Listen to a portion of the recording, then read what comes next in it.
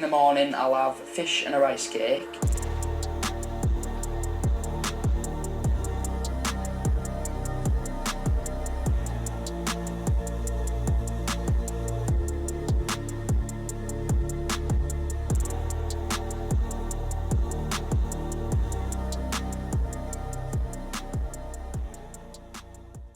Okay, so we have a pretty special episode today, I'm going to say. It's our first guest episode for a starter. Ever. Yeah, it's our Guest first one. episode. Yeah. Special. It is. It is. So I'm going to try and not blow too much smoke up your ass and say nice things about you for a minute. Because you want a discount on coaching. Yeah. So, yeah. That's where I'm going with it. This is literally the whole point of this podcast. Referral discount is Jake 10. So we've got Paul here, Paul Standell. So we have a lot of coaches listening. So for the coaches who listen, you probably have an idea of who he is, and if you don't, you probably should do. Yeah. But you're a coach, educator, thespian. Something like that. Yeah. And generally a pretty nice guy, I would say as well, and probably one of fitness industry's good people. I wonder where you're going with that. Yeah. So that's where we'll go with that. And that's about as much smoke as I'm gonna. That was terrible smoke. That was How is horrific, that good wasn't smoke? it? Yeah. He's probably maybe sort of fitness, one of the good guys. There's your smoke, right? Yeah. No, we terrible, can do better Jake. than that. For those that maybe don't know you. Yes, this Jake's. Yes. Right? So let's say for the Gen bad I'm charging you more for coaching. Fuck. Yeah. This has gone wrong. Minus Yeah. 10, right? I thought you'd do a good job with that. Knows Paul Wells, being coached by him, he'll be able to knock this out of the park. Yeah. Go on. Okay. Right. For Go on, that, Jake. I'll try to do a little You bit recover better. it. You Yeah, recover for it. those that don't know you, Paul, maybe for those who will call Gen Pop, or maybe just coaches who for some reason haven't heard of you, you are a very well-known coach in the industry. That's what I was going to say. Specialising more down the route, certainly, of like biomechanics and certainly PT practical skills and stuff like that. You've been around for a long time, obviously part of the Muscle Mentors, which is certainly where I first came across you on their platform and everything like that.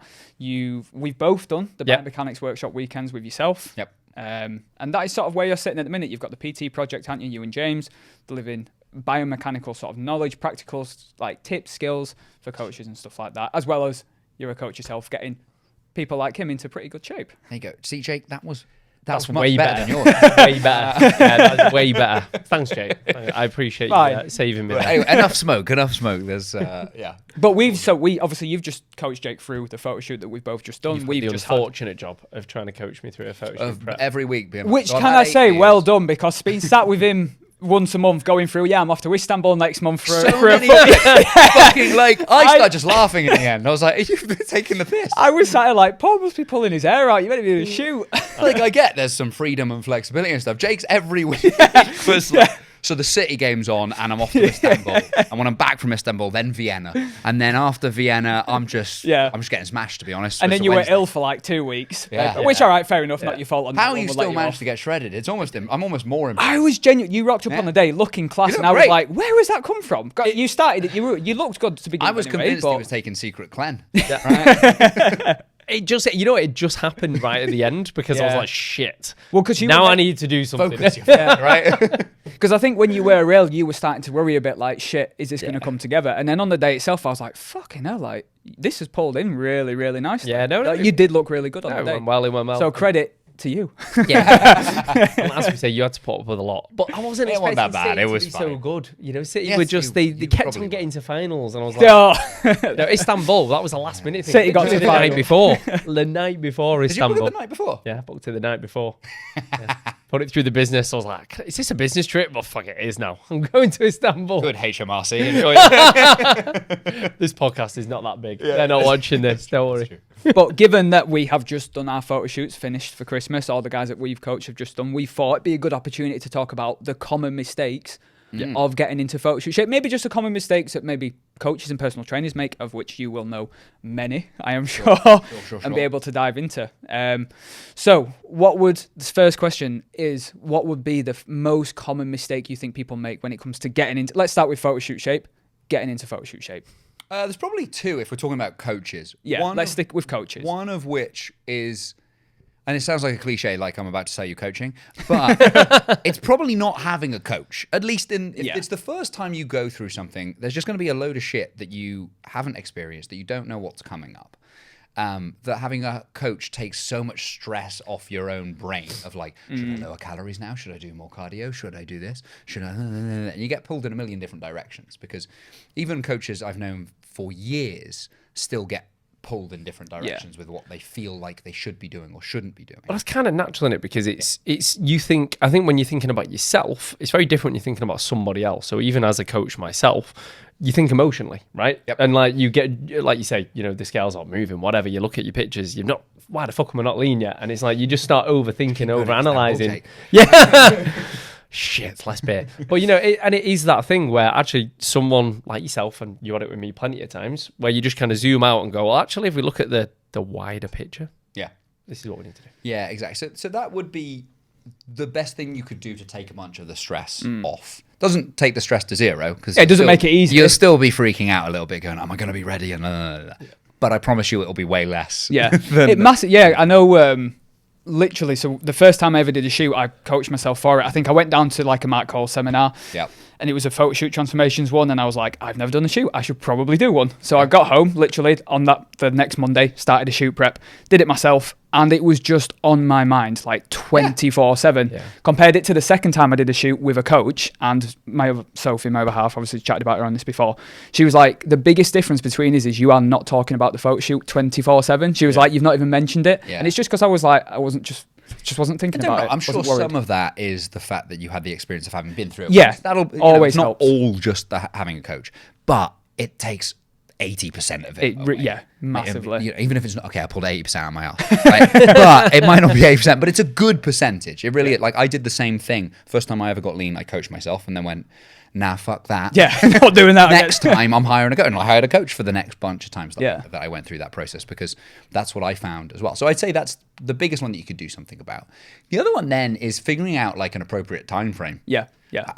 People, I think, just pick a time frame out of their arse. Literally. Massively. Yeah.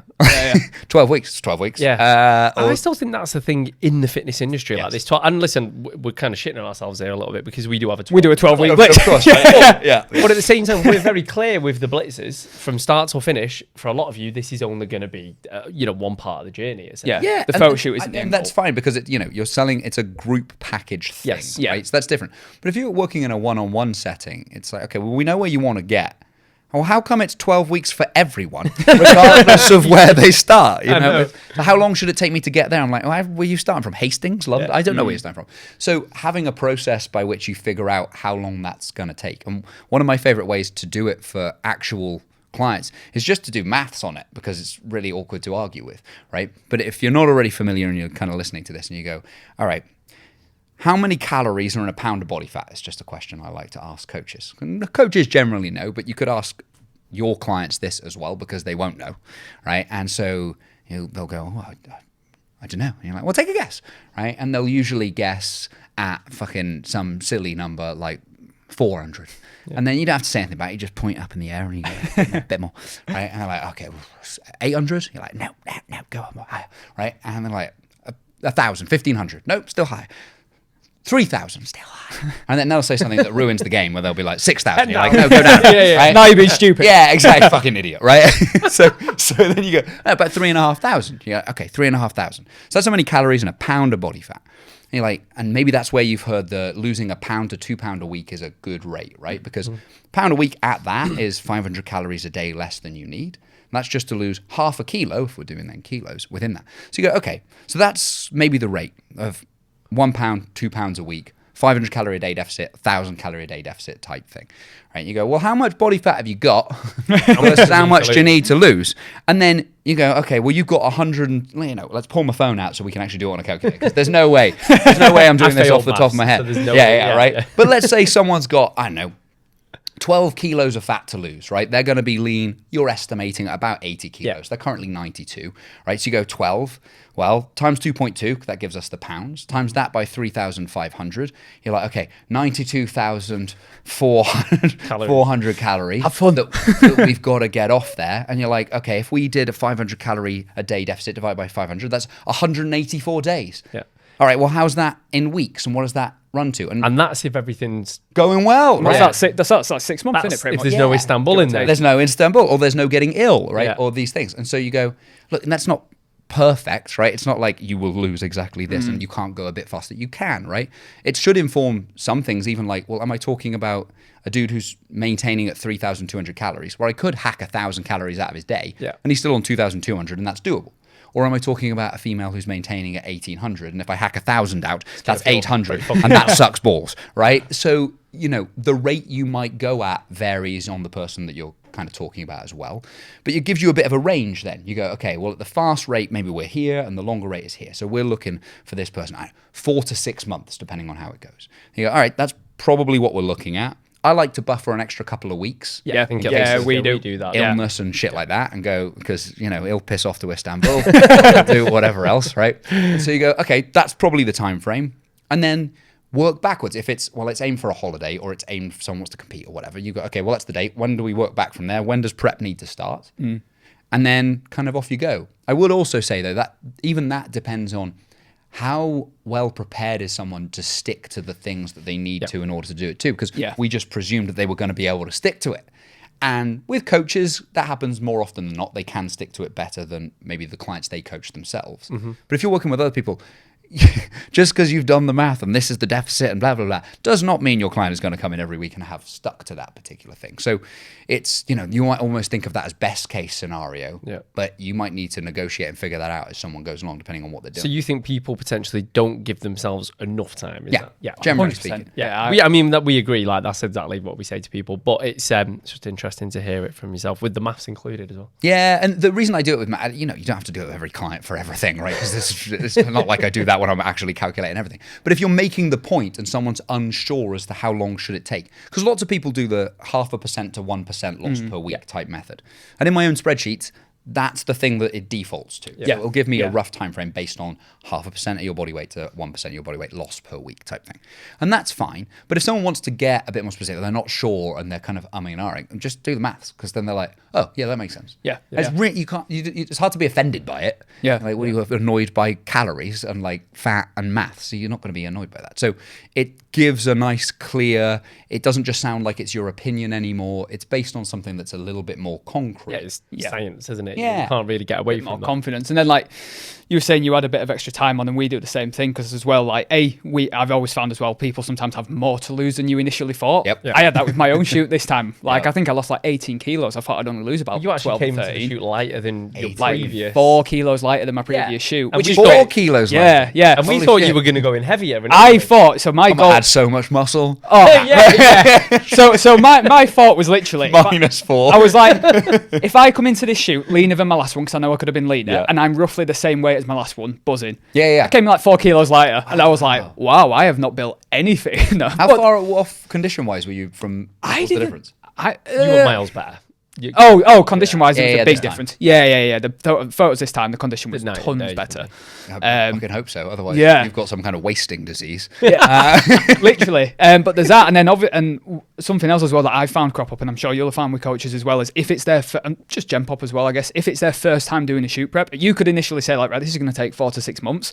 We might get 3 months in, and you might need a bit of a break. Because originally they'll be like, yeah, buzzing 4 to 6 months, like smash it. When you've then dieted for 3 months, another 3 months doesn't sound that sexy.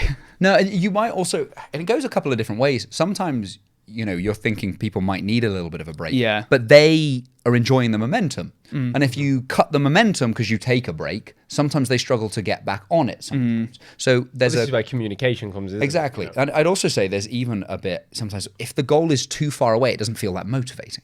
So sometimes if you're like, 6 months away, it's like studying for an exam that's 6 months away. It just, you don't hold yourself to account in quite the same way, generally speaking, as if it's next week. So there's kind of like this balance of stuff that you're trying to figure out of like, what's a realistic, reasonable time frame that's also not so far away that actually it just doesn't. Yeah, do you want a few beers? Yeah. It's 6 months away. If you gave Jake a 6 month away goal, he'll live in Istanbul for a month. Right? Well, that's pretty much what you did, because I came up with you in February at the time. Yeah, it was like, ages away. And we weren't even doing a photo shoot at that point. It was literally just wanted to drop a few pounds or whatever and just feel better about life. And then obviously we put the shoot in place and we're like, okay, well, the shoot, we'll step up prep 12 weeks out. Yeah. You know, and Yeah, up yeah. until that point, we'll just kind of coast into it as well as we Yep. can do. And that worked really well for me at that moment. Yeah, you in were time. dropping pretty smoothly and nicely. Yeah. Even up to that bit. Yeah. And that includes going for literally every week he was at the football drinking beers, by the way. Right? So, and still, I think in the first bunch of time, you still drop like 5 or 6 kilos, I Yeah. think, something like that, Yeah, while yeah. doing it, which gives you an insight into how much of an asshole he was eating and drinking like before. Right? So he tightened stuff up and it still went perfectly well through that. On top of that, then, do you think there's a degree of people getting too technical and it taking away from the intensity of a workout, like worrying too much about things? Like, where do you fall on that debate where it comes to sort of training? I'm going to give you a really annoying answer. It depends on the It person. depends. Right? But because you're going to find some people who push things, they want to be JP. Yeah. So they're screaming on every set, right? Yeah. And, you know, their shoulder is basically dust now, but they have no other option but balls out, In the top tren- set, in the back off set. trenches. They're in the trenches, mate. They're putting biscuits on and they're doing all that kind of stuff. And they might need to pull back because their joints are fucked and they're feeling like garbage. And, you know, this approach that they've taken from juiced up dudes and who are genetically pretty solid and applied it to, you know, yeah, but you're kind of a bit like me, you're longer and ganglier and you're not on the sauce. And this thing might not be working. So we might need to pull back some of the intensity, find a way of performing or maybe even changing the exercises to things that you connect well with that don't seem to give your joints so much shit, so that we can actually have a nice run at training without everything just aching and feeling crap. And so those people might need it pulling back a little bit. And Yeah. guys are often in that thing as far as clients go who are coaches. But there are absolutely others on the opposite side of things where we watch it and, you know, you get their video back as part of some of their exercise checking. You're like, fuck was that? That was a warm-up, right? Yeah, exactly, right? Yeah. And so figuring out, you're always looking for a balance of things, right? We need a certain level of technical proficiency at a lift so that the load is targeted on what you're trying to grow. Yeah. But we also need to marry that with some aggression so that we actually progress it. Yeah. And it's always a dichotomy of those two things, of balancing technique with aggression. Yeah. Yeah. Go all out on the aggression and everything gets way too sloppy, and then you're not really placing the tension where you want it, so that Yeah. doesn't lead to the thing that you want. But if you're so technical all the time that everything is pristine and perfect and never deteriorates even a degree, you're probably being a fan. Probably not working and hard you can go Yeah. more at that. And you know, how much sloppiness do you allow is, again, a little bit person dependent. Like, have they got pre-existing issues or injuries around a thing? If you've got a dodgy shoulder, we probably want to be a bit more cautious and less of the sloppiness. Yeah. If, however, you'll find there's no issues around there, cool, we might allow a little bit more body English, a little bit kind of more cheating. I think those things are often just being sensible with what you're trying to balance on those books. So yeah, some coaches are fannies and they need to push a little bit harder with their own training. Sometimes also people think that when they're about to start dieting, they're going to get weaker Yeah. immediately. That's the thing. Yeah, we see that's most, we, so- we have to talk about that a lot. Bollocks. Yeah, It's, because yeah, they it just- is, it's- isn't it? Because we're dropping calories a little bit, they're going Yeah. to be, their sessions are automatically going to be shit, and we're like, Yeah. no, like, well, my okay. recovery's gone, so Yeah, you know, it's like, I know I'm going to get weaker. The chances are, I mean, I was fairly lean for the shoot, and I still didn't deplete that much in terms of training because I wasn't that fucking lean. Like, if you're getting stupidly lean, You're still pretty fucking lean, right? Yeah, I know, but you know, when you get to that next level leanness, like, show, you know, stepping on stage leanness, maybe you're going to start to see things dip off a little bit. I was a little bit fatigued the last couple of weeks, and that was it. Well, that's one of the things I think most people will find. I tend to say to clients, like the last 4 to 6 weeks are the hard yards. Yeah. Right. Usually when you start a diet, it's like the first week or so is a bit meh, right? Because you're starting, you know, hungry, getting used to this new routine, etc. And then you find your rhythm. And then it's actually pretty good, right? Yeah. Like you feel pretty energized. You're eating more vegetables because you're giving a shit now, right? Like you've got a bit more of a routine. You're getting more stuff done. You're seeing changes in the mirror. You're like, yeah. The scales are coming down. Everything's You've got- going. yeah. And you don't feel that hungry or lethargic yet. And then Boom. gradually it begins and starts, and you notice yourself thinking about food a little bit more, and you're a bit hungrier a bit more, and yada, yada, yada. And then that last 4 to 6 week push, yeah, that's zombie mode for the most part, depending on the person and how lean they're trying to get. But for the most part, prep's not actually that hard in many of it. It's repetitive, might be a bit boring. It requires you to say no to stuff, but it's not like this thing that sometimes people make it out like day one, I'm dying, I'm at Auschwitz. It's like That's not where you're at. You're like, no. Most clients keep getting stronger for quite a while. Yeah. And then they might plateau in strength for a bit. Or they might find that a couple of their big lifts that they're pretty good at, they come down a little bit. Or they might find that the rest periods between sets need to increase a little bit more because, fuck off, I want to chill with Instagram for a bit longer before I'm ready. That's fine. Those things are normal. So a session that maybe used to take you an hour now takes you longer. 80 minutes, 90 minutes. Yeah. Well, you could go harder at it if you wanted, but it's fine because you're getting a bit more out of each set by giving yourself a bit more. It's more that shit that you find, really. Yeah, that I found that massively. So I found that I only started to see a dip in performance like a week out from doing my show at the end of October. Yeah. And then between the show at the end of October and the final shoot at the end of November, training between that gap was pretty shit. It was just a case of turn up and just get through the session as best as you possibly can. But all the way up to that, it'd been okay. Like, everything was progressing. And even then, when it wasn't great, it was pretty much just leg press that I noticed a big dip on, RDLs, things like that, where it requires your body weight to stabilize against it a little bit as well. You sometimes notice, again, going back to like jointy stuff, that some of the stability and strength you had, and it almost like you get beat up a little bit quicker depending on the lift that you use. So that can happen a little bit. But again, it doesn't necessarily make you that much weaker. I think people just have this expectation for, I don't quite know why, that I'm going to get weaker. Yeah. You've been dieting a week. No, you fucking won't. You'll be absolutely fine. So yeah, that would definitely be one of the kind of big And do you think there's like an element with coaches, especially where they focus too much on like the science behind everything and not just the practical element of just go in and get, not even just with training, with nutrition as well, just get shit done. It's not backed up by something Alan Aragon, Brad Schoenfeld, Eric Helms, Mike Israetel said, I will not use it. Yeah. And I laugh at that. You didn't mention Eddie Abu there. So, yeah. Follow everything he said. Dead seriously, follow everything. No, and look, I say this as being slightly critical of sciencey stuff now as someone who was a reformed science guy. Like I was a massive science nerd. I loved reading research and the rest of it. It just didn't help me that much in a practical sense because almost none of your clients or none of the things you deal with are going to be stuff that comes up in a research paper in terms of practically what can you do at night when you're hungry and you want to raid the fucking cupboard. There's not really a study on that, right?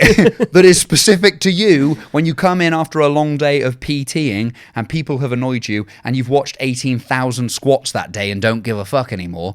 Like, what science am I going to pick out that's going to help me in that particular moment?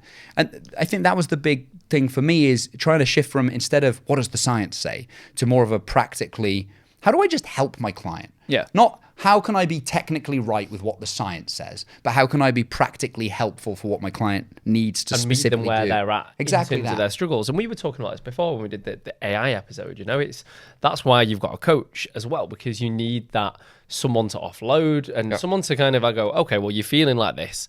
I get it. Let's do this, or let's do this, and we can meet you where you're at with that. And a bunch of that stuff is like, I think a large You amount... can't teach that, can you? Like you said, there's no science behind that. No, it's like, look, there's a difference between technical knowledge and experiential knowledge.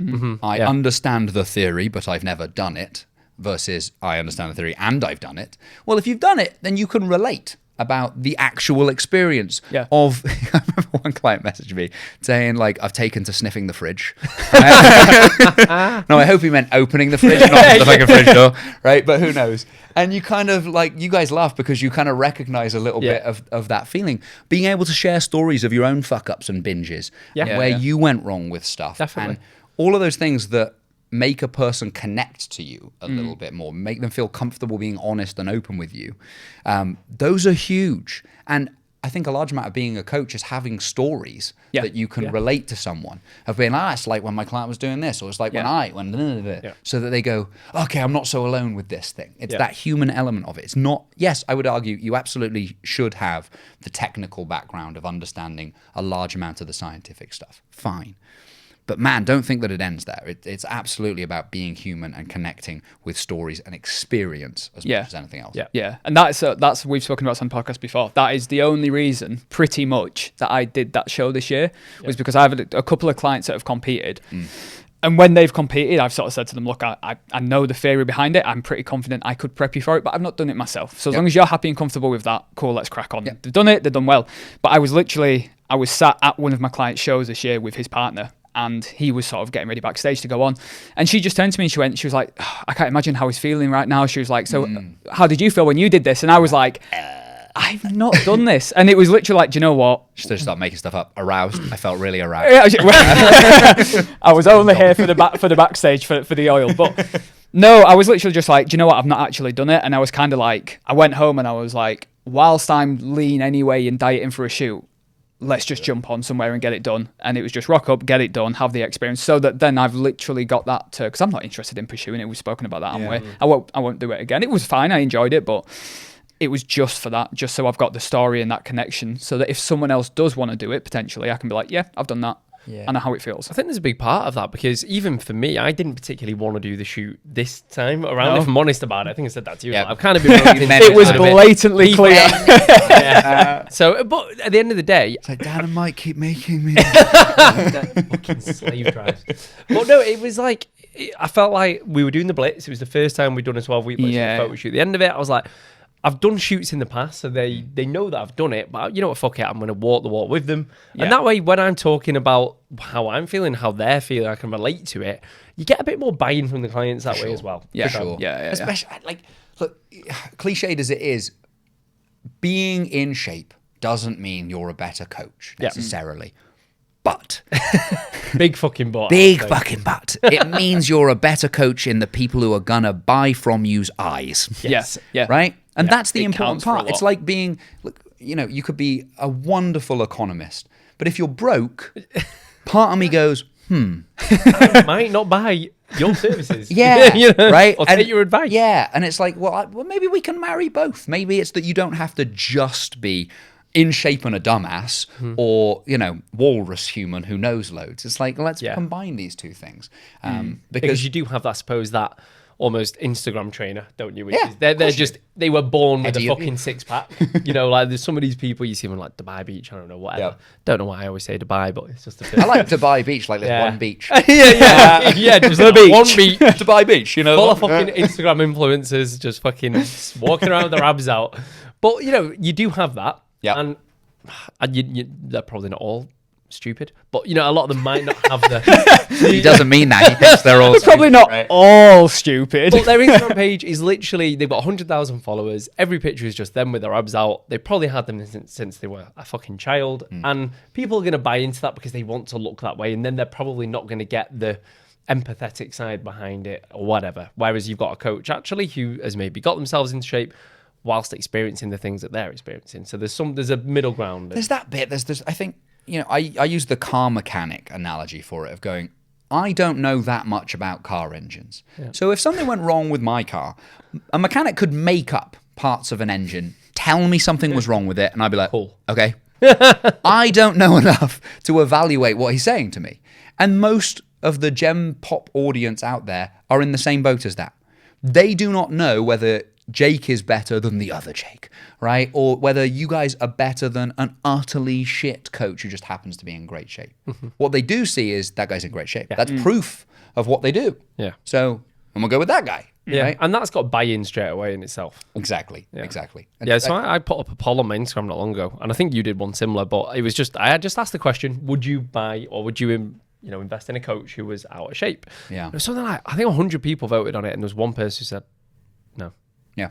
I was like, okay, well, that kind of is proof in the pudding there, really. Yeah, and look, obviously, we have a biased audience who probably agree with us to a lot of Yes. degree. Yeah. However, every person I've ever asked this question outside of the fitness industry is always like, no, I'd want them to be in shape. Yeah. That doesn't mean shredded and like the biggest dude in the world or anything like that. And But in it does shape mean- can be different. Yeah. Like, you know, if you're a coach who helps someone with their relationship with food, like you're practicing that. That's your version of in shape. Yep. Or, you know, there was a guy when I worked at David Lloyd for 6 years. There was a lad called Kieran, and Kieran was one of the smaller guys, but it's because he was a fucking really good distance runner. Yeah. And he was a great coach. He did very well. He had plenty of clients, and in shape for what his thing was he was in shape, right? And he was a good fucking distance runner. he was a really good fucking distance runner. Like his numbers were silly for stuff. I was like, fuck off, Kieran, right? Right? So in shape doesn't just mean the jack dude at Dubai with the abs. That's not what it has to mean.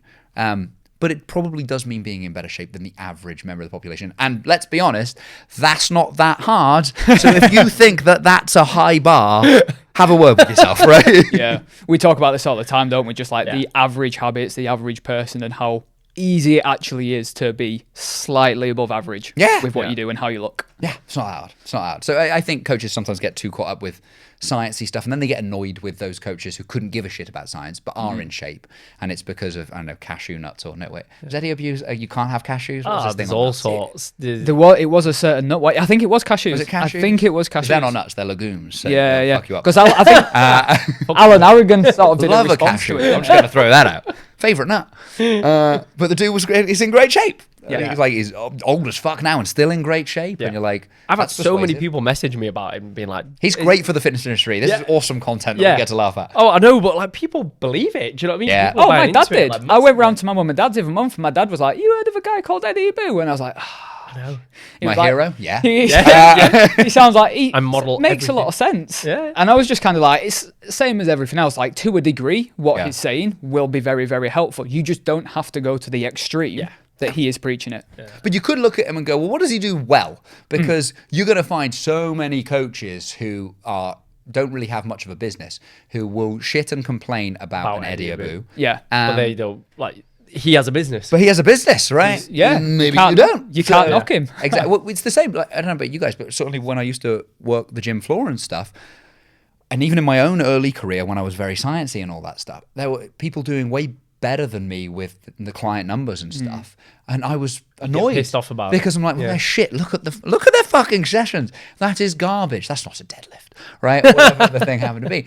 And yet I wasn't learning the lesson of, but they're really good with people, and all those people in those sessions are laughing, and they talk to fucking everyone, right? And you go, okay, well, let's discard the fact they're the crap coach and steal the bits that they're good at, and then combine that with being an actually good coach, and now you're an excellent coach. Yeah, now you're above them. Yeah. And so you can still make content off Eddie Abu talking out of his ass, right? And I'm all for that. That's fine and dandy. But you could also try and look at it and learn, what does he do well that I could nick and leverage? Okay, he's clear and to the point. He's in shape. He's walked the walk. He's opinionated, right? He's picking on odd fucking shit, right? You're not going to get in shape if you eat almonds, right? I'm like, okay, right, just make stuff up. See where it goes. Right. Just to do it. You could definitely do a whole piss take thing. Oh, 100%. Being Eddie I keep Abu. meaning to do it, to be fair, but just running out of fucking time. Always reminds me of the Family Guy joke where they do a bit of like, cigarettes killed my father and raped my mother, right? Like do the same thing with dumbbells, right? Just start making stuff up that's like, these things will kill you, and they, sexually abuse my children, right? Or whatever. Just make it weird, right? But you can riff on these things so much and have some fun with them. Yeah.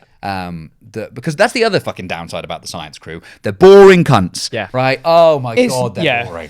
It's not. I mean, it is interesting to a degree, but the way it's delivered is dry. But you've got to find a way to deliver it. I think you're very good at that. Thanks. See, blowing some. Now he's getting better at it. I'm learning. I'm still getting that discount. He's just back at normal rate now. Right? Let's just come down. But you are very good at that, because again, I'm not particularly into the sciencey stuff. Like, I understand it to a certain extent. One of the reasons I got you as my coach was I wanted to learn a little bit more. Something I'm yet to do, because it's not because getting drunk. Stop getting drunk, Jake, and then we can start learning. But no, I think you do it. You can get your message across in a entertaining way, whereas some people struggle with that. I mean, I would say I used to struggle with that. Like, if you went back on my Instagram page to, I don't know, 2018, 19, 20, and just you'll scroll for a while, but scroll back, you'll see some terrible content that I spent ages making, right? Like, I'd take a research paper and I tried to make it in the early days of Canva, and it was just boring and a bit shit, and it wasn't really relevant, and it wasn't obvious how anyone would use it, and it didn't really speak to the niche of people that I was talking to at the time, because it didn't have a niche of people I was talking to at the time, because I didn't understand that. Because working on the gym floor, you just work with anyone who turns up. Yeah. Right? That's your niche. Do they go to your gym? Can they afford you? That is your niche. Right? And that's completely different to then succeeding online. And so then it was like, oh, okay, maybe I actually have to put some effort into not just what I'm saying, but how I'm saying it, how I'm communicating it. How do I make that point in a way that someone else might want to listen to and might care about? Yeah. And I think coaches tend to make this mistake of just thinking, just because you're interested in something, Doesn't mean that someone else is definitely going to be interested in it, especially if you put no real thought into how you present it. And I think that's the big failing of a lot of content stuff for people. It's not that you can't talk about the things that you might be passionate about, but you've really got to give it some thought and consideration as to how do you present that?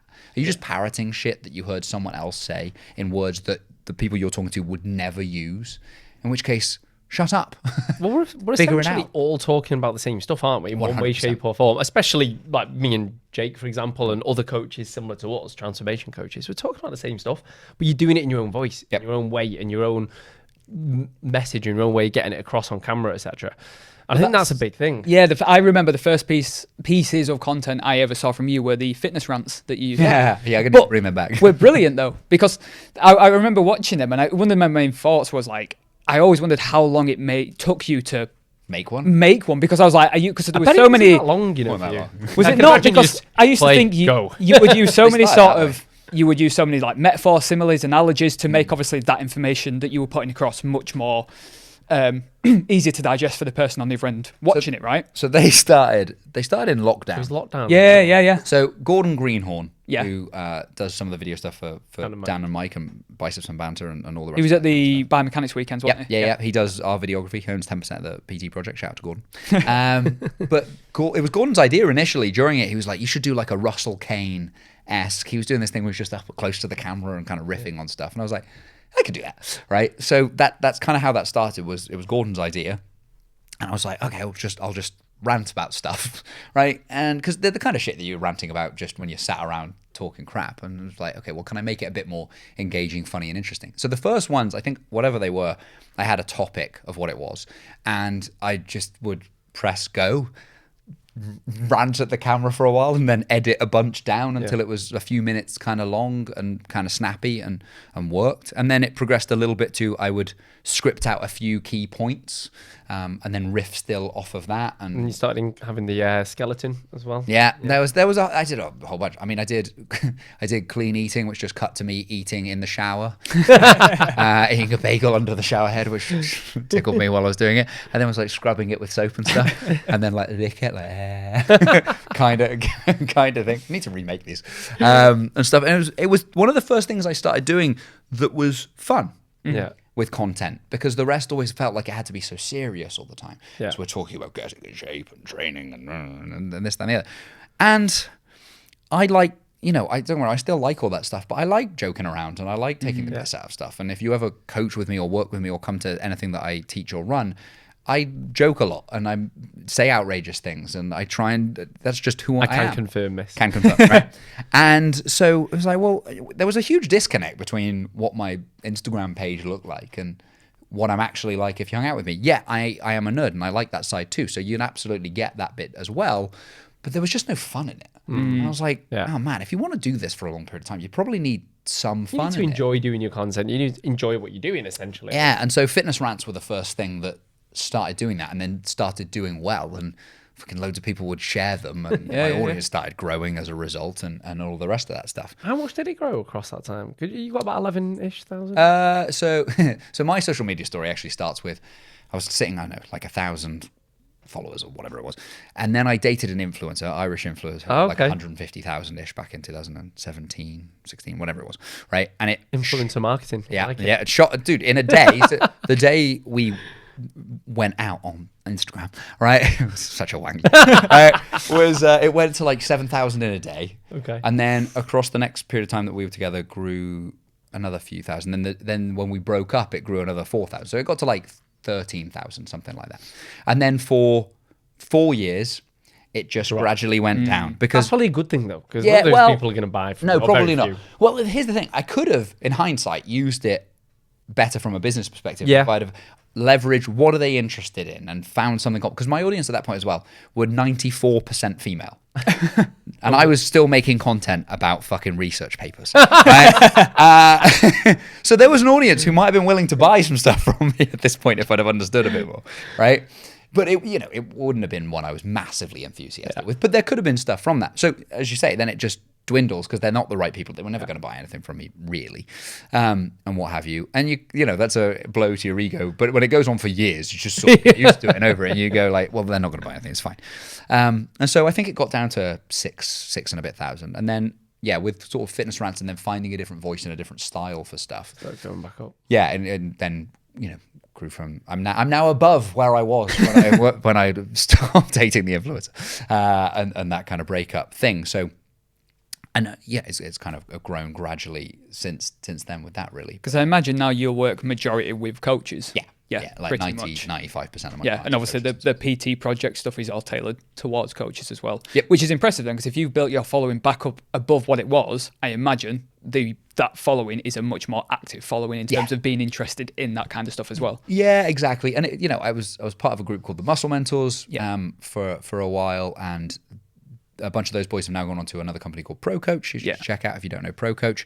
Bodybuilding style stuff, right? And me and one of the other lads were the only two natty ones in the Muscle Mentors. So, and they're all fucking really tall. Best known to know, we were just saying this, weren't we, before we started recording? Like Jimbo, who's my business partner at the PT Project, is 6'7", right? Luke and Cal were like 6'4" and 6'5". So I'm 6'2", but when people would meet me, they'd be like, You're taller than I thought. Yeah. Right? Because they just seem bigger in person than you giant think. freaks, right? And so I was with these guys, and they love bodybuilding and they love that thing, and I enjoy. And physique development has been a big part of my life since I was 16, really, and an acne-ridden 16-year-old who was getting a bit chubby, and turns out being chubby and having acne not great for the ladies. So I was like, that's how I started kind of training initially. And it's been a huge part of having more confidence and doing more stuff that whole time. But I never went down the steroid route, and probably for a variety of different reasons. And so there was always a little bit of a disconnect between their love of bodybuilding and my love of, I love a photo shoot and that kind of stuff and looking great. But mine was always, I want to look great on the beach and go out for a good dinner and be James Bond, right? Not be Dorian Yates, right? That was never the vibe that I had. And so, I like also making content that takes the piss out of steroids. I recently ordered an old man mask, which you can see a bit of content coming out with. I saw that. I saw that on your stories. Yeah. Looking forward to that. It's basically he's 24 but has taken steroids for a while. So right? That was the gig, right?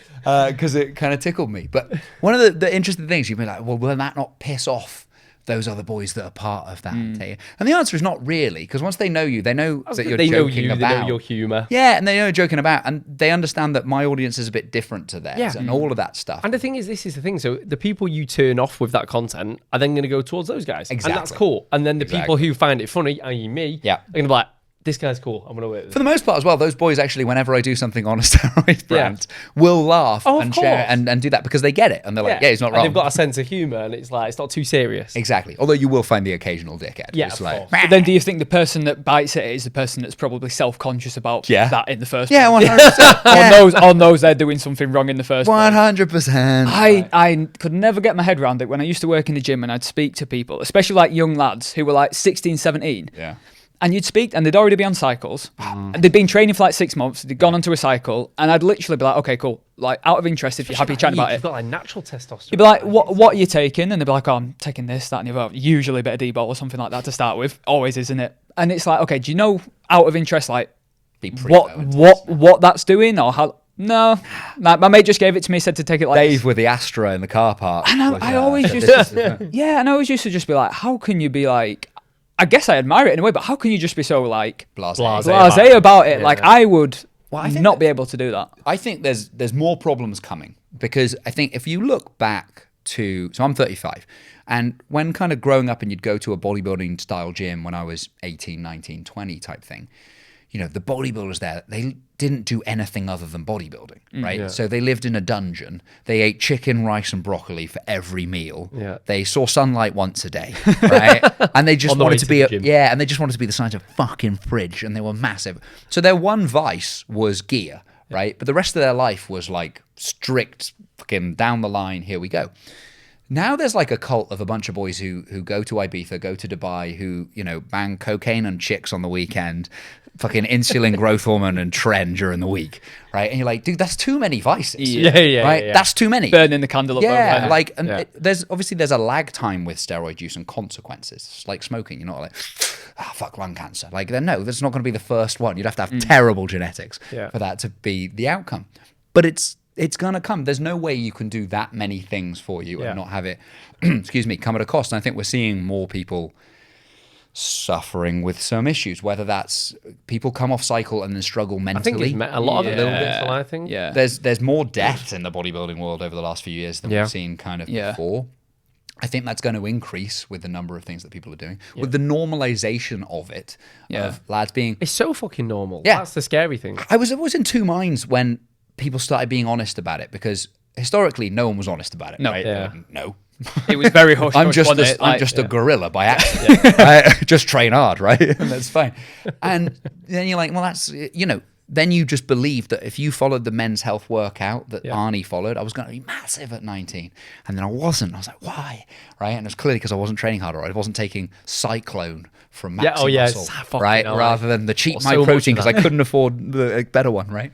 And then you realize, okay, that's not it. And eventually, 10 years in, you realize it's steroids, right? But you've been frustrated for 10 years because you think it's something else. Yeah.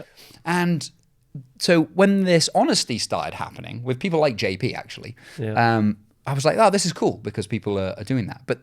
And so on one level, I like it because I like the transparency. On another level, it is normalizing it more and more. And I'm seeing more and more people take shit just to look good for a fucking holiday that's coming up. Yeah. And I think that's a problem. I think we're going to see more issues and consequences as a result of those things. And, I think all we can maybe do is try and normalize and say, look, having a natty physique is still awesome. Yeah. You ain't going to be as big as the really big dudes. But that's fine. Not. But your face won't look like a fucking leather purse at the age of 28. Yeah. And that's a good thing.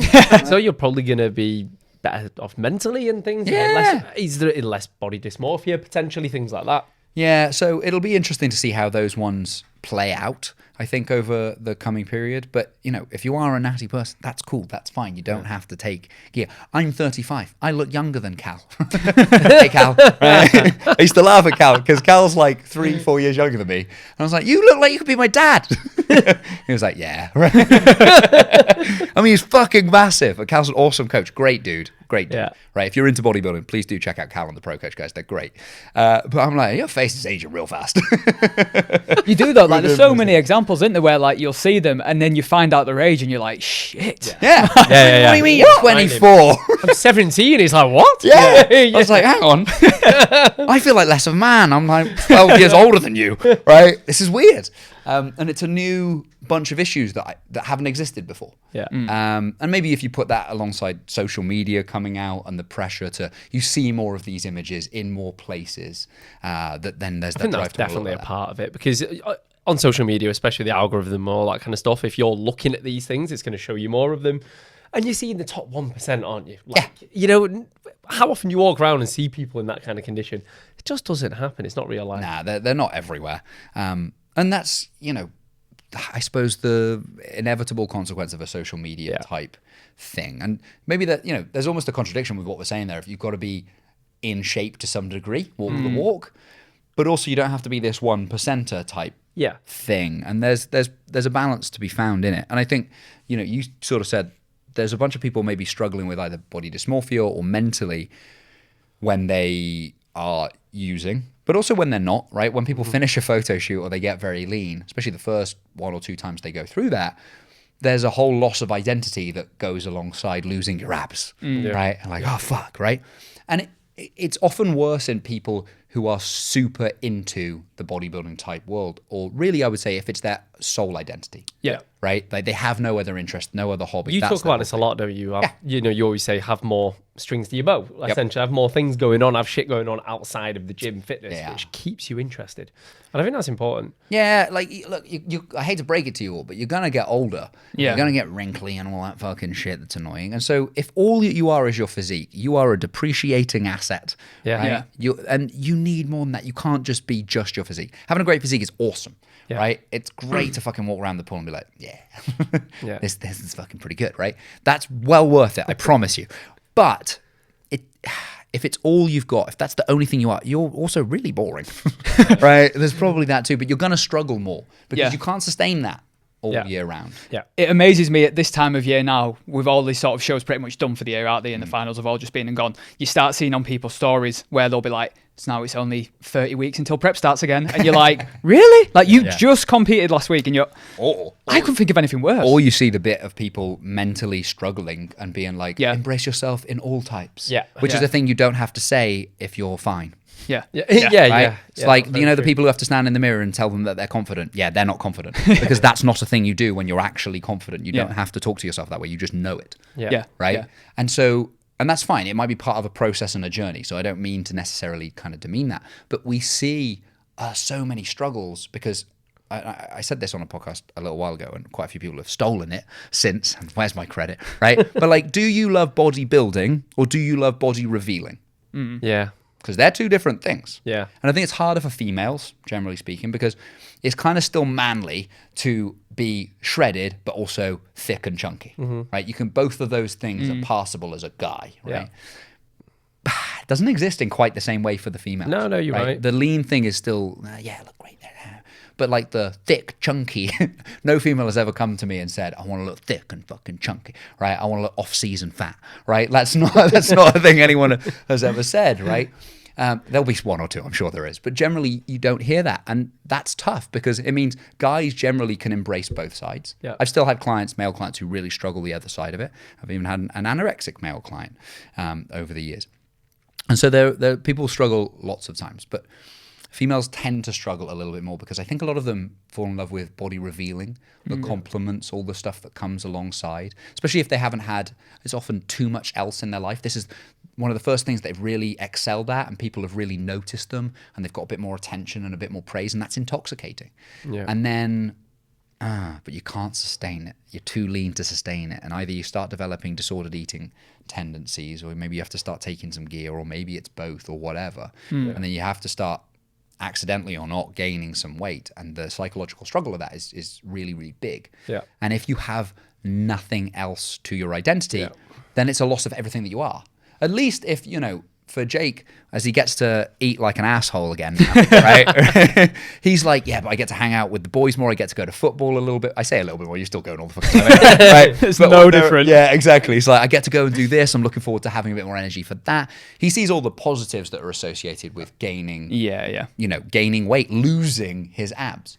Whereas if he had none of those other bits, it's just a negative. You're just losing something. You've got to have something that you gain from losing your abs as well. Otherwise, you're fucked. Yeah. 100%. No, that's good. And just to bring it back around to what we were chatting about right back at the beginning with like coaches and like their general development, do you think it's a case that like when we're talking about they worry too much about the science and not enough about the practicalities, and we were saying this earlier, I think there's very much like a process of you learn and learn and learn and learn and you try and control every single factor that you possibly could have variable with clients, and then over time it's actually a case of, oh no, we actually are now pulling out as many things as we possibly can and just simplifying that process as much as we possibly can. Bruce Lee line. Remember the old Bruce Lee line about learning that I thought a punch was just a punch, and then I learned a bit more and I realized, oh my God, it's all these things, and a punch is not just a punch. And then I learned even more and I learned that a punch was just a punch.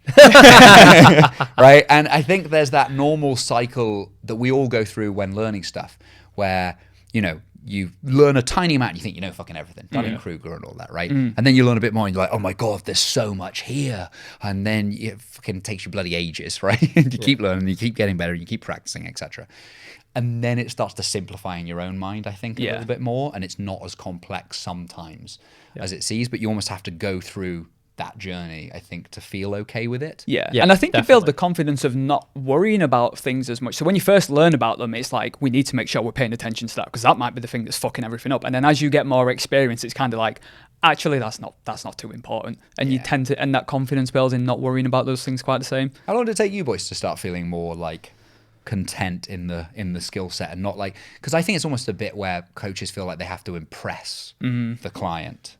Yeah, to a certain extent. So, I mean, weirdly, I was talking to you earlier. So I spent 15 years on the gym floor. And so I was super confident on the gym floor with my clients in that setting. Yeah. When I went online, it was almost like a whole new beast. I was like, shit, I feel like I'm starting from the bottom again. Do you know what I mean?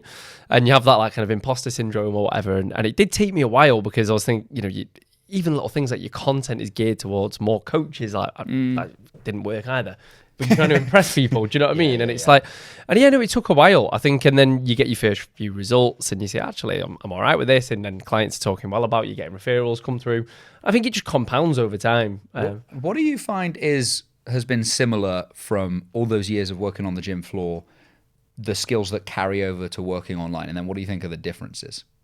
So, people skills are the main one. Turn this around. This is my interview now.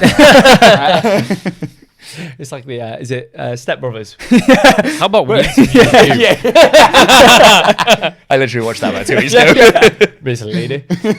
No, I think it's the people skills are a massive one. So again, in person, you will have been the same. I had some clients who were 17 years old and some who were fucking 75 years old. Yeah. And you get to learn about people and you get to learn how to communicate with different types of people and understand them as human beings. And I was saying to you, I've got to sometimes I get along with the 75-year-old better than I would do the 25-year-old, which you wouldn't expect. So I think carrying that over into the online world was the biggest thing because I knew how to communicate with people.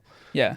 And I think maybe just like the actual practical cues of having hands-on experience with people. Yeah, for sure.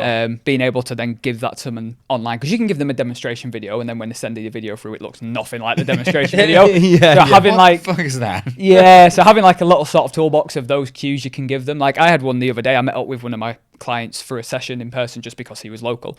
And he was really struggling with like a rope face pull. And it was literally just all it took was me to be like, pull from your elbows. Because he was sort of reverse curling it like this and instantly pulled it straight in. I was like, cool. Yeah. But if I had not have had the experience of hands-on personal training and everything like that, you wouldn't have that. Wouldn't have had that. Yeah, I think all coaches should start in person for at least a couple of years. Yeah. Probably longer, but in part that's because you can pick up clients faster and quicker. Yeah. But the other big bit is when you coach in person, you get feedback in real time as to what you're doing. Yeah. So if you use a cue and nothing changes, you should start noticing this cue is not working for this client. Yeah. Right? And my rule is if you say it 3 times and nothing has changed, shut up. Try something. The cue isn't working. It's not registering. Try something else, right? But you'll learn that quite quickly. And what you'll also learn is that some cues work for some clients and not for others, and how to communicate on their terms and what they're saying and how they're describing it. And sometimes it's about not saying a damn thing, but poking them in places or getting hands-on and all of that stuff. And if you're just online and you haven't experienced any of that, I think you're more susceptible to bollocks, right? A thing that I heard someone else on Instagram say, so I'm just going to say that. Yeah. Or I'm going to give this cue, or I'm going to do this. Because we get on events sometimes like, what's the best cue for? And I'm like, okay, look, we all have our go-tos of stuff you might start with. But if you think there's a best cue for anything, I would say you need to do some more coaching, right? Now, I see loads of people just say the same shit because they don't know what else to say in client sessions, right? Chest up, brace, screw the floor, whatever, right? Knees out. And they say the same things. And I'm like, okay, you're just filling air, right? Filling time, because otherwise I don't know what else to say. Has it changed anything? Like, I should speak mainly, at least if we're talking about cueing related things, because I see something that I'd like to change. Yeah. In which case, well, what's the thing that I want to change? Is that then changing it? If it is, cool, gravy, have at it. If it isn't, well, I might try it a second time if they're nearly getting it or what have you. But I need to change what I'm saying. I need to practice and find, that works, and then that works, and then that works. Because then you won't turn up and ask me what's the best cue for something. You'll just start going like, what cues have you found are useful? Because that's a different question. That's like, and it could be different cues for different people. Absolutely, right? It could be, okay, he's pulling from his elbows. That really worked for Jake's client. You're like, cool, perfect. Log it. Try that as an option for people if you see them doing this particular one, right? It might be that they need to retract a little bit more. It might need to extend through here a little bit more. It might be that they're trying to pull too much to a certain position in their thing. It might be they don't have the external rotation to get to that thing. There could be so many things that it could be, right? But until you get some video feedback if you're online, because otherwise you're just fucking, I have no idea what you're doing, right? Like you wrote bench press and what they just sent you was definitely not a bench press, right? I say in person once, I'd had this client for years. And, she's a great client. I was like, right, we're starting with squats, because obviously we're starting with squats because, I've been a trainer for 4 years, didn't have anything else. And she lay on the ground and I was like, what the fuck are you doing? She's like, oh yeah, squats. I was then just stood back up. Despite the fact she'd done fuckloads of squats with me, some part of her brain went, that means lie down. Right, and kind of lay down. So even clients that you work with in person for an extended period of time will still have brain fart moments where they don't do what you hoped that they would do. And that can only be even worse online sometimes, where Yeah. just because you had a vision in your head doesn't mean the they client see shares it. that or that they know how to do it yet. Yeah. And cues are just things we're trying to use to elicit some kind of change. Yeah. I think that's one of the biggest things I remember taking away from the weekend workshop with yourself and James was literally sort of seeing how you guys would explore that movement with someone when it's not going the way you would want it to go, whether that's they don't perform it well or they don't feel it in the right areas. It was sort of seeing how you guys then break down, sort of break the movement into sections, but okay, where are you feeling it now? What's going on here? Why is that happening? I was going to say that's what I took away from it, because you speak to the person. You go, okay, where are you feeling it? Why are we feeling it there? Is it hurting? Is it, are you feeling more pull, more push? Oh, and from there, then you can decide what the right cues are going to be. Well, you're trying to look at it and you go, right, if we're breaking down an exercise and what someone's experiencing, to be nerdy about it now for a minute, then, right, is going, all right, there's a bunch of forces that are at play here, right? They're the things we're playing with. Essentially, training is just forces meeting a bunch of anatomy. So we probably need to know some forces and we need to know some anatomy. So we start with the forces, because if I just bend my elbow up and down, right, flexion, extension for all you people who love the terms, right, but fucking bend your elbow is fine for most people, right? Right, bend and straighten it. Flexion, extension, right? We've got this thing going on. Well, is that a bicep or a tricep movement? Well, that depends. If I'm using a cable and the cable is pulling upwards, then it's a tricep move, right? Because I have to push down against the resistance that wants to go up. If it's a dumbbell or the cable is pulling down, then it's a bicep movement because the resistance is going down. So the first thing to figure out what in the body might be responding is to figure out where's the resistance and where's it want to go. Yeah. Right? It wants to go up, it wants to go down, it wants to go left, where's it want to go, right? So in this person, where's it meeting them? Where does it want to go? Okay, I found that. All right, well, their body is now in what type of position? Because that position is going to tell me where their anatomy is. Right, so is this muscle in a shorter position or a longer position? Is the joint near its end range or in its mid range? Is there a difference in this person's anatomy for where this muscle runs? So, if we were thinking of delt stuff and we're looking at the middle delt, don't call it the medial delt, by the way. Medial means toward the midline, and that's fucking further away. Right, it's the middle delt, right? Lateral delt. Mid delt, right? Whatever. It's one of my pet peeves, by the way. People call it medial delt. I'm like, you're just trying to sound smart and you're failing at it, right? So We'll call this episode "How to Engage the Medial Delt." Yeah. Please do. Right. But if we've got that, the mid delt starts from the acromion process of your scapula. And you're like, what the fuck is that? So, well, if you don't know where that is, right, well, then good luck finding it, right? So you're going to need to know some of this anatomy. So you go, okay, it's here as my collarbone comes along. You've got something called your AC joint, your acromioclavicular. Clavicle is your collarbone, right? And then the A of the AC joint is the acromion, which is this bit that sticks over the front, really, of your scapula. So it's kind of there, and okay, the mid delt's there. Well, some people's is further forward, some people's is angled up, some people's is longer and broader, and that means that where their mid delt runs from is in a different position. And then we have to find where it inserts onto your arm, which is called your deltoid tuberosity. And you go, okay, well, some people's is angled a little bit more, some people's is a bit more vertical.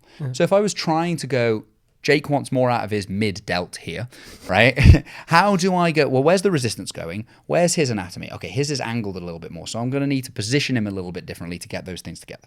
So that's happening, right? And so you're going, cool, I'm seeing that, right? Try this, tweak this. And I'm doing all that and then trying to get some feedback from you at the same time. Like, well, what are you feeling? Because there's a bunch of stuff still internally. I can't see through Jake's clothes and then his fucking flesh to see exactly what's going on. Maybe he's got some bone spurs. Maybe he's got a labral tear. Maybe he's got some other shit going on. Maybe other muscles that need to fire to stabilize the joint and control it while the mid-delt works aren't doing their job, and that's inhibiting the mid-delt. I have no idea what he's definitely experiencing. That's where you need feedback. And that's where you need feedback. So you need these both things. I need to be able to see the forces and the anatomy, and I don't need his feedback for that, right? But then I need his feedback because I don't know what's happening internally in response to that definitively. And then I'm going to use that and juggle his feedback with what I'm seeing to figure out how I'm changing it.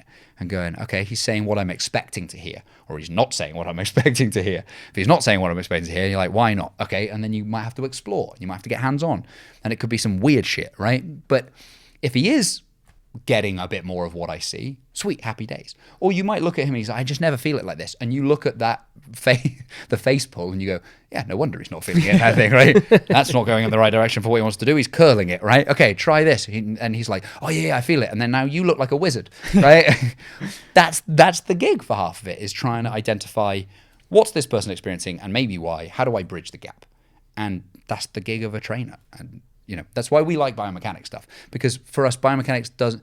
It gets a weird rap that people think it just means putting bands on everything and wearing a gimp mask and making everything complicated, right? But really, it does just mean That's what the old school bro tell you anyway. Exactly, right? But really, it just means forces being applied to anatomy. Yeah.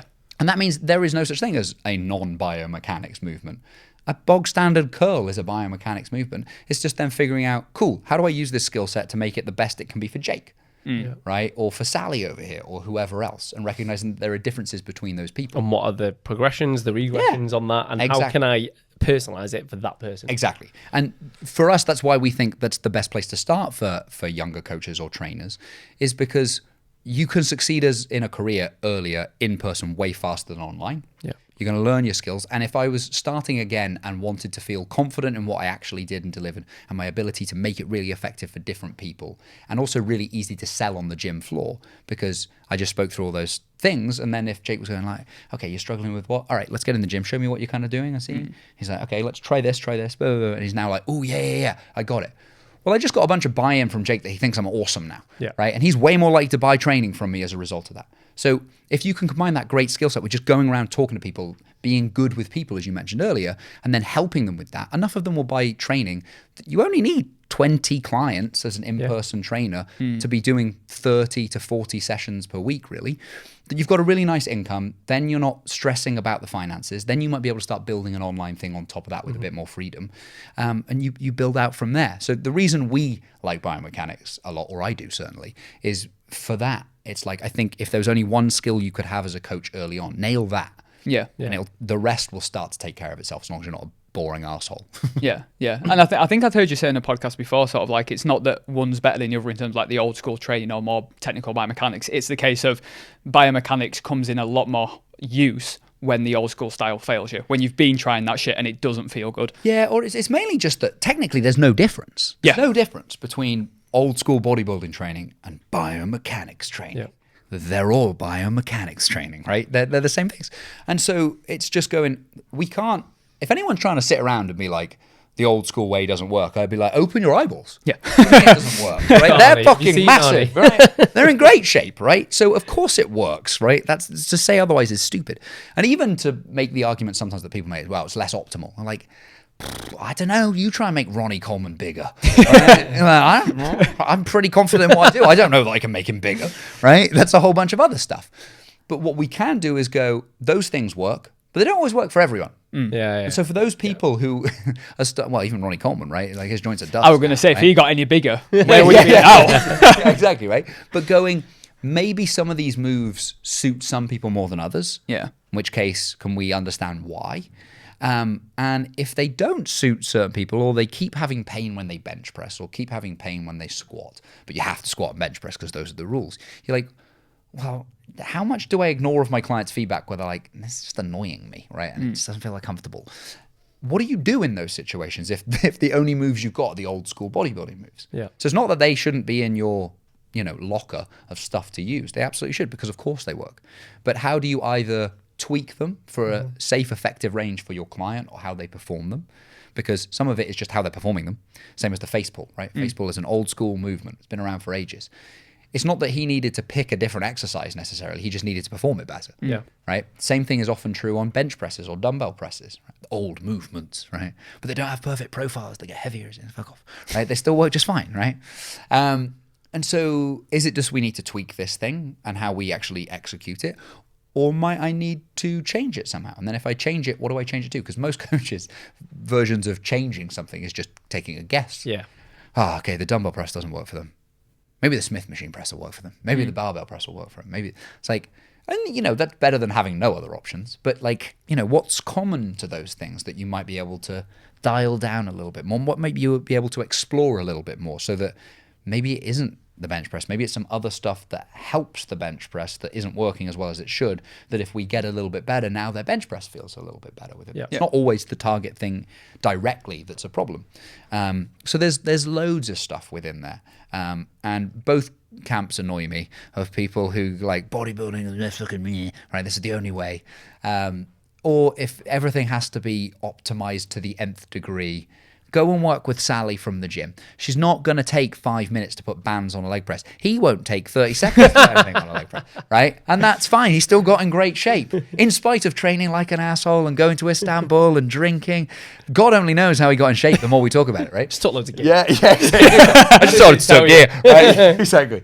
But, it's not everything has to be perfect all the time. It's a big consideration for a lot of training stuff is practicality, Yeah. right? Like, oh, this thing isn't as good, but I can carry the dumbbells and just put them next to that bit of kit, and then I can superset this, and I need to be time efficient because I've got kids, and so I've got 50 minutes to get in, get out. It's like, I actually do feel this exercise more in the thing, but I still feel it in the other one, and that one's way easier to set up and faster. You're like, sweet, just have at that, you'll be fine, right? Whereas then there are other times when it might be worth taking the minute or two that it might take to set up or modify that particular exercise. If someone really struggles and they've got pain or they're beat up, those ones tend to be where it's worthwhile. So for me, I would say the sort of more technical biomechanicsy stuff becomes really useful if you've got someone who has pain, stuff that you want to work around and kind of explore, or someone who really has a body part that they really struggle to grow. Yeah.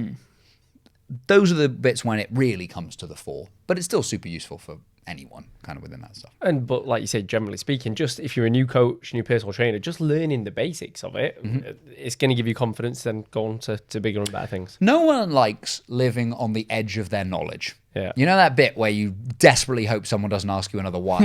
Yeah, you want to be confident, don't you? So Yeah. it's like, okay. And usually for that, like you have to know a bit more than you need to. Yeah. Actually, so that you go. Like I ended up learning a bunch of physics, right? That turns out don't really need for mostly what I do in the gym. But I really wanted to understand the forces side of things more, and I didn't know that I didn't necessarily need to know the conservation of momentum and the equations to do it, right? In order to coach people in the gym. Yeah. But it made me feel much more comfortable in understanding what momentum is and what the speed of moving means for the forces that people are dealing with and blah, blah, blah.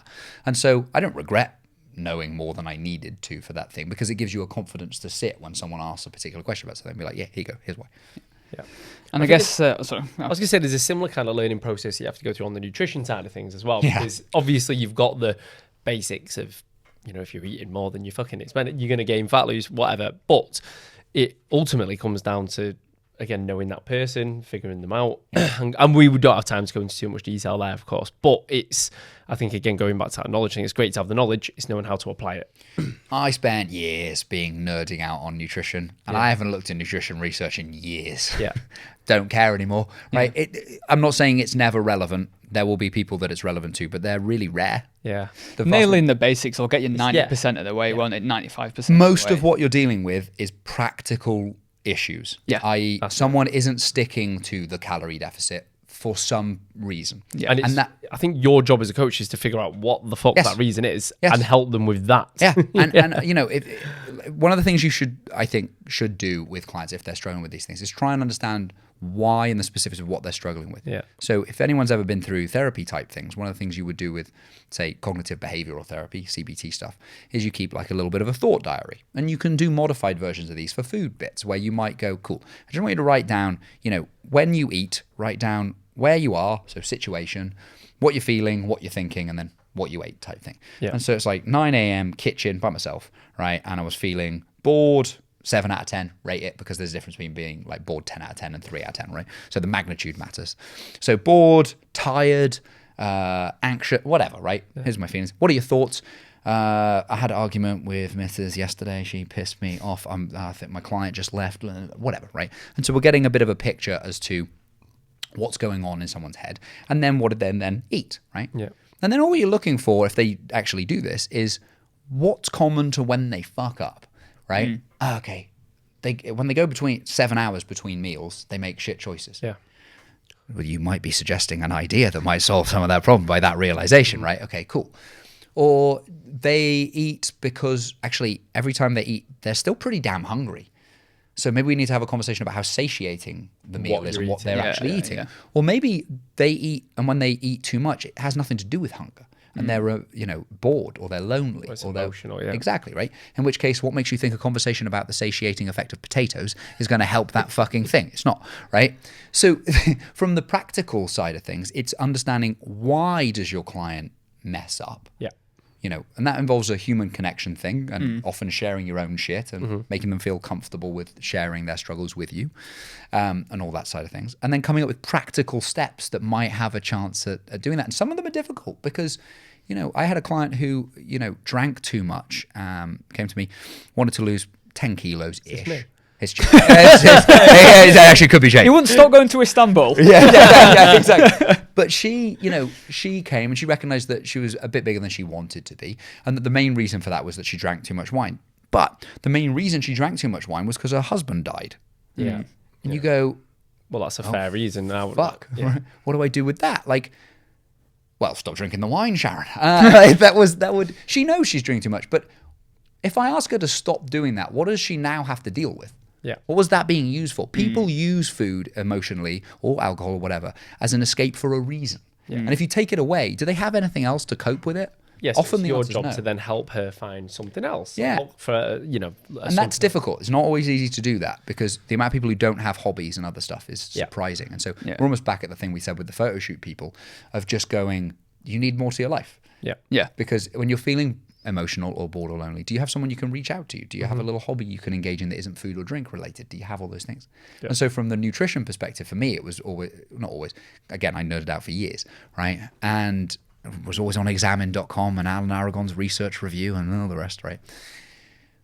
None of it made as much of a difference as just fucking listening and having those conversations and trying to come up with a practical solution for literally what we're saying every having a podcast, human innit? connection with someone. I think that's where it boils down to in nutrition. I think that is, that's the sort of core of coaching, isn't it? Is just actually connecting with someone and just being there for someone. It was never about whether we used 1.8 grams of protein exactly or 2.2, right? You're only eating 1.55. This is not good enough. Do you know what I mean? The things that you think when you're nerding out on nutrition, they're the bit that matters.